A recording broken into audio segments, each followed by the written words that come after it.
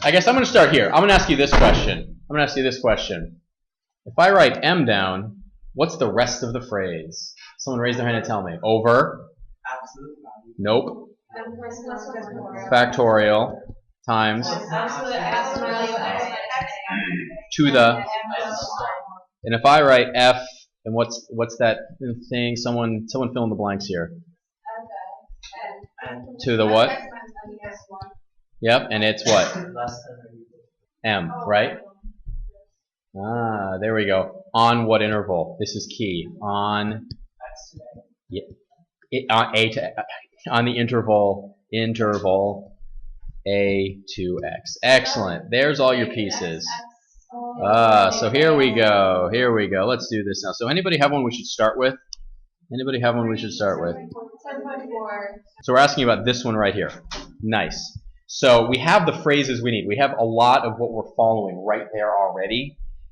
First of all, we have values we should identify. N, A, and X. 3 values. What's our N value? Hint. 3. We're looking at the error for the 3rd degree Taylor polynomial, so N is 3. What's our A value? No. Sorry, I was saying no to one of those things. So 3rd degree. What's A going to be? 0. It's centered about. You see that? A is 0. It is 0 because that's what we're centering the Taylor polynomial around. And what's our x value? What value do we need to plug into the function? It's right there. Negative 0.3. There are the 3 things that we need right here. Let me get the blue. Sorry, right there and right there.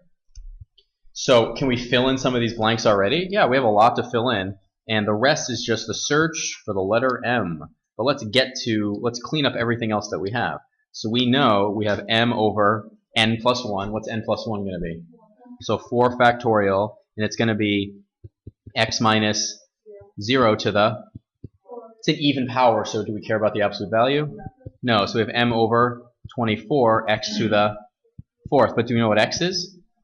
Yeah, x is that. It's going to go out to the 4th power. It's negative. It goes away. So we end up with m over 24 times 0.3 to the what power? 4. That was just plugging stuff in.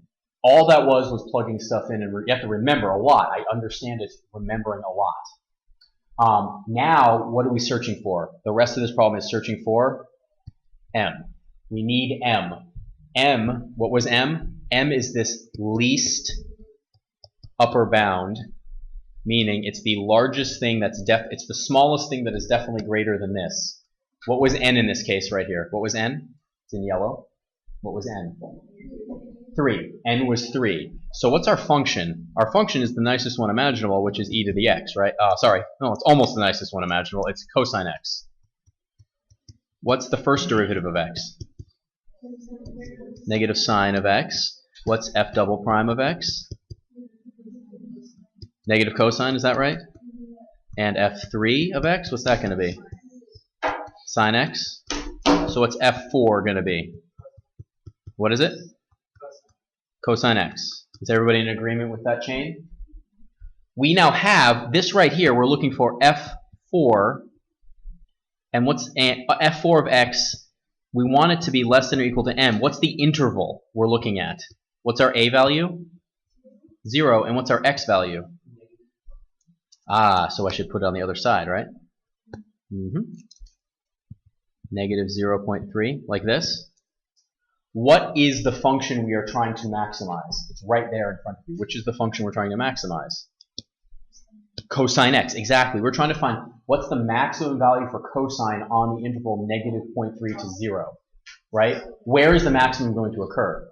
At 0, because it's concave down at 0. So it will occur, the max of cosine x will occur at x equals 0 on the interval negative 0.3 to 0. So what is the max value going to be? So m is going to be cosine of 0, which is what? What's cosine of 0? 1. Is that about as clean of a number as you possibly can get? Yeah, it doesn't get much better than that. So you go back up here, and now what do we have? 1 over 24 times 0.3 to the what? 4th.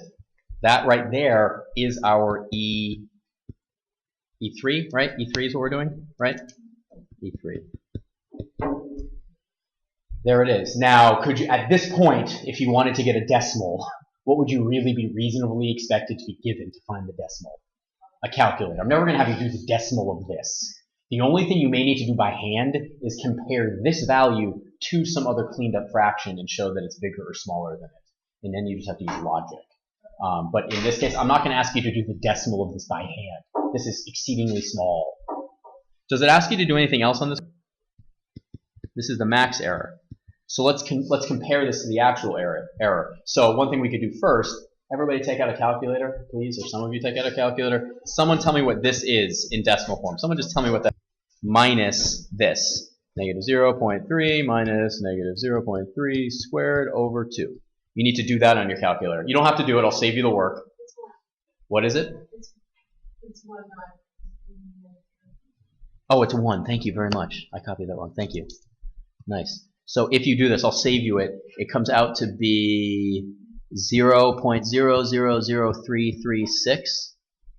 So you asked the question, what's the point if we can always just find the actual error directly? This is an exploration to show that what we did, which didn't involve any of this, is this actually pretty close to that? It's just an exercise to make you believe. Yes, you're right. If you have a calculator, what's the point of this at all, right? The point is you're not always going to have it, and this is how it's found. We'll do 5. Okay, so for this one, this is a good one to do. It's the same process we just used. It's the same exact process. So first of all, what's the n value? Didn't change. What is it? 3. What's the a value here? It's still what? No. A value. What's the a value? The a value is 0. It's where it's centered. In this case, be careful. What's the x value? It is 0.5. Fiona, can you tell me why it's 0.5? You have to plug in the value into the function to get the thing you're trying to estimate. You're trying to estimate 0.5 to the 1/3. So you plug, what do you have to plug in?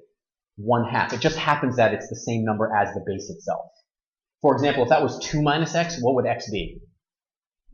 1.5. Just be careful, okay? That's one place where it could easily go off the rails. So we plug this all in to begin with. You get m over, what is it, 4 factorial again? And then what's the power again? X to the what? It's just x to the 4th again, correct? Look familiar? So again, the bulk of our work is a quest to find what? M. So if we're finding m, what derivative do we have to get to because we're dealing with a 3rd degree Taylor polynomial? We have to go to the 4th. We have to go to the 4th. So if we go to the 4th, we start with f of x is equal to 1 minus x to the 1/3. And then we get f prime of x is equal to 1/3, 1 minus x to the what? Negative 2/3. Is that correct? Please don't. Just do the derivative. It'll take you 30 seconds. What next? Negative what? 2 over what? 1 minus x to the 5/3. F3 is going to be 10 over what? 27. 1 minus x to the 7/3.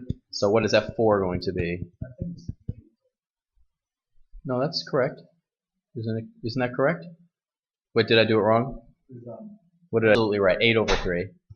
And then what does it become? Negative 80 over what? 81. 1 minus x to the 11 over 3. So we want to max this on what interval? 0 to 1/2. It's 0 to 1/2 because 0 is where the polynomial is centered. 1/2 is the x value we're plugging in. Is everybody with me so far? This is the challenge part where you can do this just strictly by analysis. You don't have to use any first derivative test. The way you do this by analysis is you actually, and by the way, everybody, what are you doing to each of these, actually? It's the absolute value. You just want to make it as big as it can be because this is what you're looking at. You're trying to do this.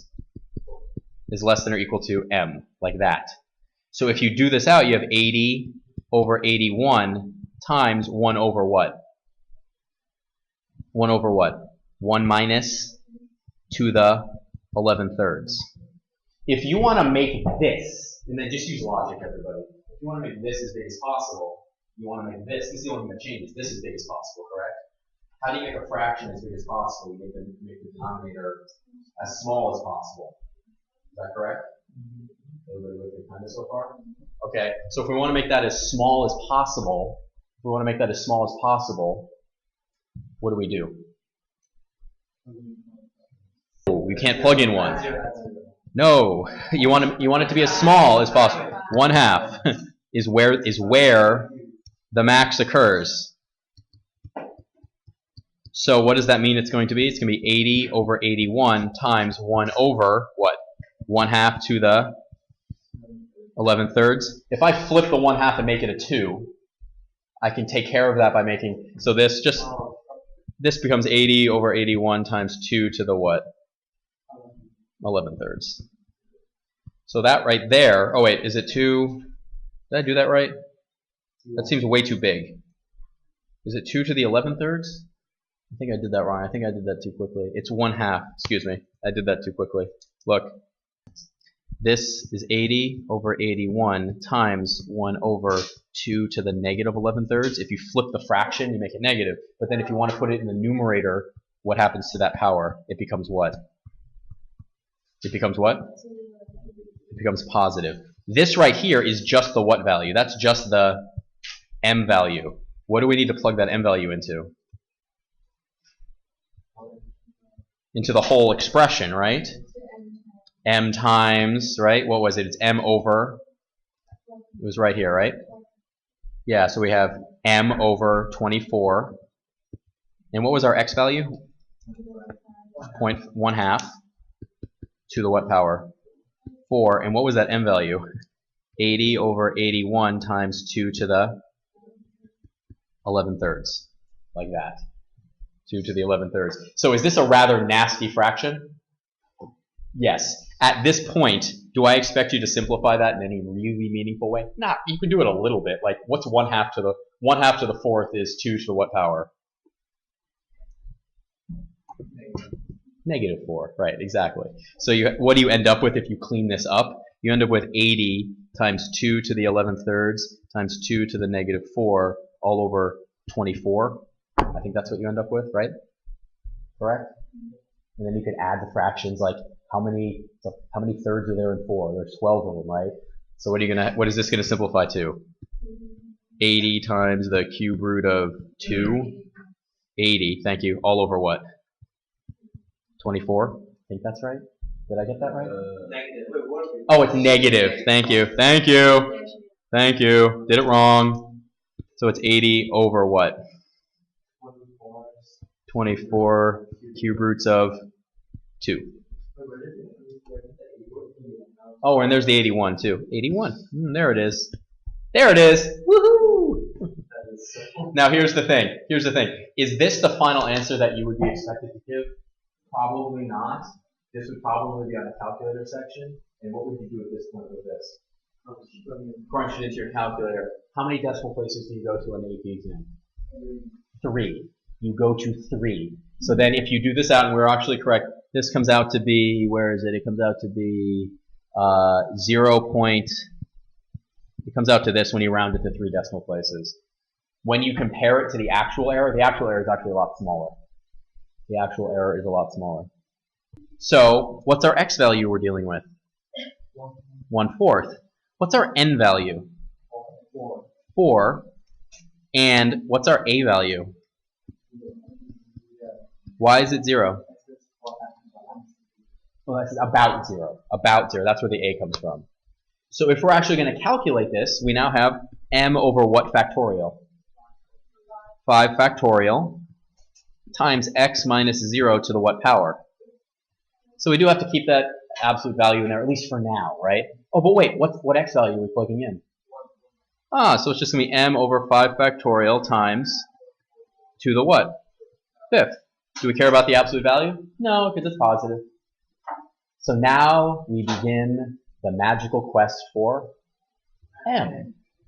We know that, let me move this out of the way, we already did some of these. We know that m is greater than or equal to, you have to remember that phrase, what was it? It gives you that huge hint, right? F5 of x is less than or equal to m. What's our interval? 0 to what? Is it 0 to 1/4? I think so, right? Because that's the x value we're plugging in. That's our x value. So what do we actually have? Oh, wait a minute. Do we have the function? At this point, what would we usually do? Take the derivative 4 times, right? But wait, do we need to do that? No. Look what it gives us. It gives us the graph, the absolute value of the graph of f5, right? So we march ourselves over to 1/4, which is conveniently here, right there. What are we interested in? The output value, right? But in particular, we want to make sure we pick something that is definitely bigger. When you look at that, you might be tempted to estimate it as like, oh, it's like, I don't know, 32 or 31. Is that what you should do? No. Pick a value that you know is definitely bigger. What's the smallest number that you know is definitely bigger? 40. So what we're going to say is m is going to be 40. You want to pick the smallest thing you know is definitely bigger. Don't estimate. You know that 40 is bigger. So where do we plug that 40 in now? Oh, back in here. So now we get 40 over, what was it, 5 factorial? And then it's 1 over 4 to the what? 5th power. This would be a non-calculator. This would be a non-calculator question, so you have to simplify this. Simplifying this is not that bad, actually. Why is it not that bad? Well, that's 4 times 10 over 5 times, 5 factorial times 4 to the what? 5th. So do some things cancel out here? Yeah, that goes away, right? You end up with 10 over 5 times 4 times 3 times 2 times 4 to the what? 4th. Is that correct? You see how I'm breaking stuff up? Are you kind of with me? What happens to that 10? Goes away, and you're left with what? 1 over 4 times 3 times 4 times 4. Is that correct? So that is 1 over 3 times 4 to the 5th. At this point, you do have to multiply it out. We've gotten to the point where we actually have to do some multiplication. You might know this in your head, you might not. What's 4 to the 4th?